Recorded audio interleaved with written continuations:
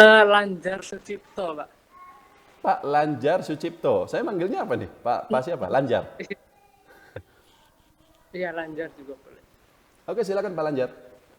Iya, ya sekarang kan kondisi kayak gini nih, banyak perusahaan yang harga sahamnya murah. Sebenarnya kemarin-kemarin punya keinginan buat beli saham cuma sekitar 5 atau maksimal 10 lah. Tapi karena banyak yang murah, akhirnya tergoda dan belinya terlalu banyak sampai 15, hampir ke 20, Pak. 20 Kayaknya saham kok berbeda sampai gitu ya? segitu kan percuma, Pak, ya. Hmm. Iya, jadi kayaknya kok terlalu banyak, terus kalau naik juga ada yang turun, jadi susah gitu. Maintainnya juga terlalu susah gitu. Kalau menurut Bapak, berapa sih yang ideal untuk beli emiten untuk perusahaan, terus apa namanya, persentasenya antara saham yang blue chip sama second liner atau third liner tuh kira-kira berapa persen gitu? Oke, saya jawab ya. Terima Matikan kasih, Pak. mikrofonnya. Oke, nah ini disebut dengan money management. Dan ini memang pengetahuan dasar ya, sudah sering saya bahas, tapi nggak apa-apa saya bahas lagi di sini. Jadi memang kesalahan umum yang dilakukan investor, nggak cuma pemula ya, kadang yang berpengalaman pun masih sering melakukan, adalah di diversifikasi. Kesalahan yang umumnya ini ada dua. Kalau enggak beli sahamnya cuma satu atau dua, maka sebaliknya, beli sahamnya terlalu banyak. Jadi yang pertama itu tidak terdiversifikasi, yang kedua, yang jumlah sahamnya terlalu banyak itu terlalu terdiversifikasi. Itu sama-sama tidak bagus. Nah, jadi sebaiknya bagaimana? Ya. Pertama, tentukan Bapak Ibu sekalian, berapa jumlah maksimal uang yang akan kita alokasikan pada saham tertentu. Saya sudah sering nulis, maksimalnya itu maksimalnya itu adalah 20% dari kita punya portofolio. Jadi kita bukan berapa rupiah, juga bukan berapa lot, tapi berapa persen dari total nilai portofolio kita. Kenapa begitu? Karena nilai porto kita beda-beda kan dengan orang lain. Ada orang pegang sahamnya itu nilainya total 1 miliar, ada yang 10 miliar, tapi mungkin ada juga yang cuma 10 juta rupiah. Nah, atau bahkan cuma 1 juta. Nah, itu jadi harus secara persentase. Kalau misalnya duit kita misalnya 10 juta, 10% itu kan berarti 1 juta rupiah, seperti itu. Nah, kemudian begini, kalau misalnya kita sudah tentukan saham tertentu, misalnya dapat alokasi dananya 20%, habis itu turun lagi, ini yang orang sering lakukan. Dan apa namanya, akhirnya terjebak, nyangkut di satu saham tertentu, dan jumlah nyangkutnya itu banyak karena dia beli terus seperti itu. Biasanya nyangkutnya itu di saham apa coba? Sampurna sama Unilever. Jadi beli sahamnya terus, begitu turun beli lagi. Akhirnya portofolio terkonsentrasi di saham itu saja.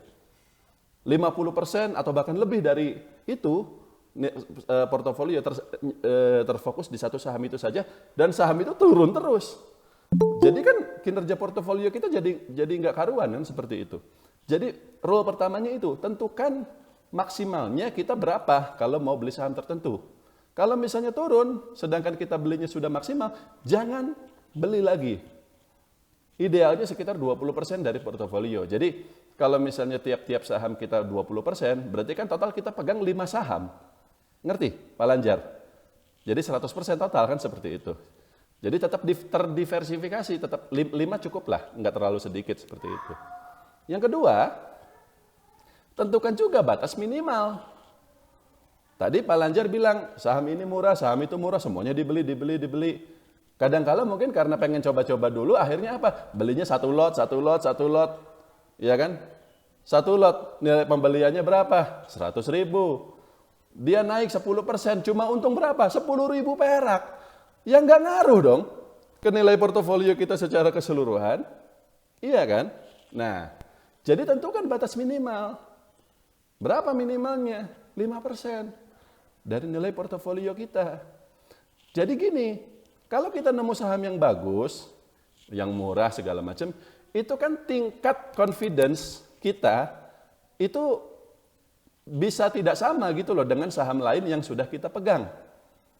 Kalau misalnya saham A nih, kita yakin banget nih kita bisa beli sampai 20% portofolio.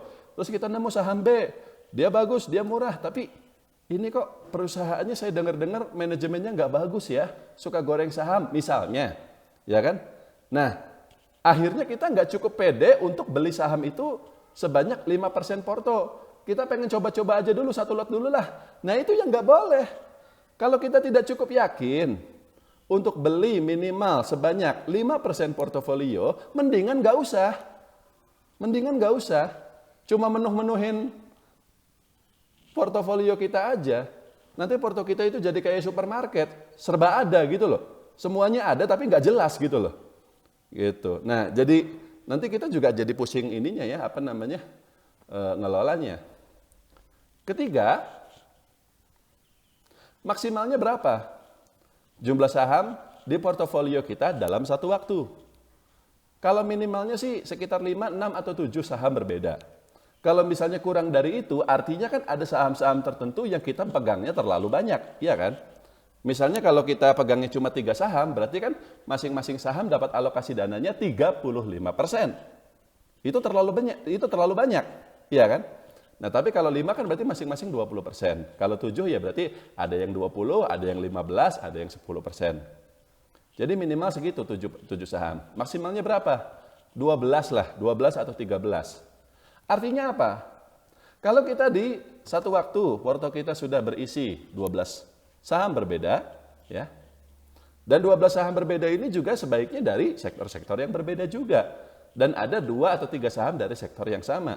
Jadi jangan sampai begini, 12 saham tapi isinya BJBR, BJTM, BBCA, BBTN, BRI, BNI. Itu tidak terdiversifikasi kalau kayak gitu. Karena sektornya sama, perbankan. Jadi sektornya pun harus berbeda ya. Nah, tapi ketika kita sudah pegang 12 saham berbeda, ya, maka kalau kita menemukan saham yang lain, saham nomor 13, dan kita cukup yakin nih ini bagus segala macam, artinya harus ada saham yang dijual. Sehingga jumlah sahamnya tetap 12. Paham Pak Lanjar? Jadi kalau misalnya kita mau beli saham baru, sedangkan kita sudah banyak pegang saham, maka harus ada saham lain yang dijual. Kayak transfer sepak bola lah. Kalau misalnya Manchester United kemarin beli Cristiano Ronaldo gitu kan ya, ya mungkin nanti akan ada pemain yang lain yang dijual, ya kan? Karena nggak bisa terlalu banyak mereka punya pemain sepak bola seperti itu.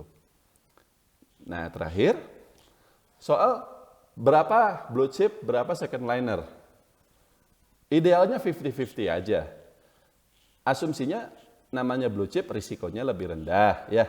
Naik turunnya ngikutin IHSG, tentunya dengan asumsi kinerjanya juga bagus. Banyak orang bertanya sama saya, HM Sampurna, Unilever kenapa turun terus? Simpel aja jawabannya menurut saya, karena labanya kemarin turun.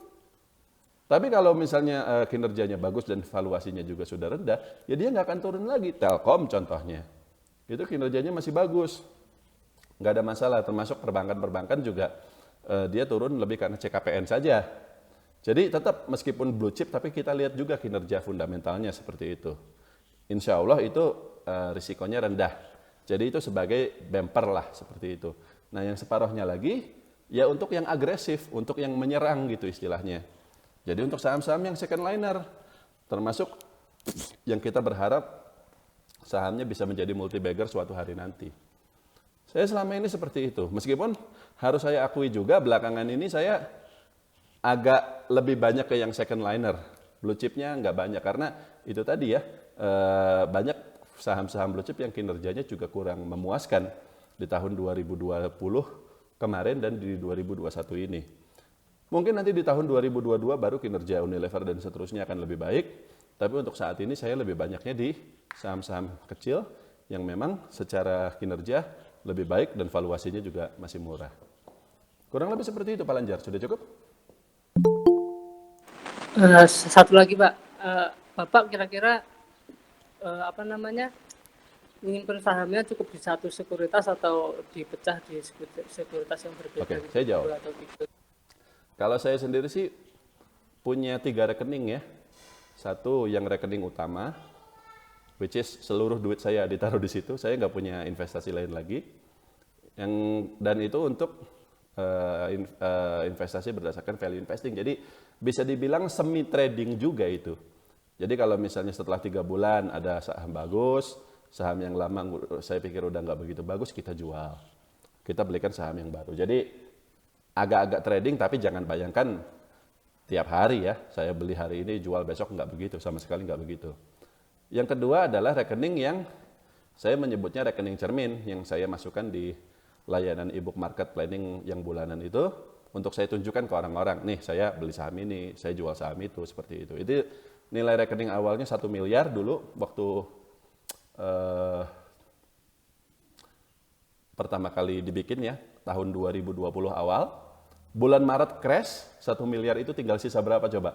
Tinggal sisa 550 juta, Pak. Jadi rugi gede banget tuh. Tapi di akhir tahun 2020 IHSG naik lagi kan? Saham-saham kita naik lagi kan? Dan balik lagi itu. Dari 550 juta itu jadi 1 miliar 73 juta. Nah tahun 2021 ini udah 1 miliar 250 juta. Jadi lagi naik lagi seperti itu. Karena profit juga. Nah, lalu ada satu rekening lagi, rekening jangka panjang. Saya di situ beli saham-saham yang memang tidak akan dijual lagi selamanya. Tapi bisa saya katakan bahwa untuk rekening jangka panjang ini isinya sedikit ya, nggak besar dibandingkan dengan rekening utama yang tadi saya bilang seluruh duit saya dimasukkan ke situ. Itu aja diversifikasinya. Nggak usah katakanlah harus banyak rekening sekuritas dan seterusnya. Saya pikir kalau misalnya kita investasi saham, kalau sekuritas di Indonesia itu kan semuanya terdaftar lah di BEI ya, kemudian diawasi dengan OJK dan seterusnya. Dan ya kalau bisa ya punya nama yang besar lah. Jadi juga jangan sekuritas yang entah dari mana asalnya, yang ada banknya gitu kan, misalnya banknya apa, nama sekuritasnya apa, itu bagus itu kalau seperti itu. Jadi saran saya seperti itu aja. Sudah cukup? Cukup Pak, terima kasih. Terima kasih, oke.